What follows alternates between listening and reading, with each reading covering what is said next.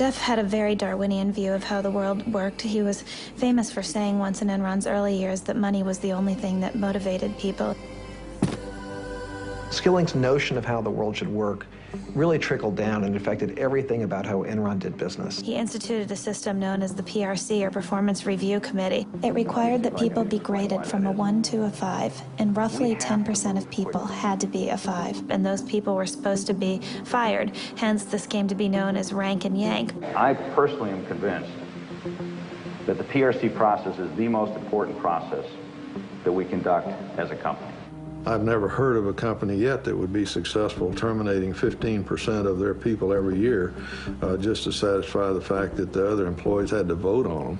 And so when you're being evaluated by that group, you are getting direct communication from Ken and me about what the objectives of the company are and how you fit with those objectives. It was a brutal process.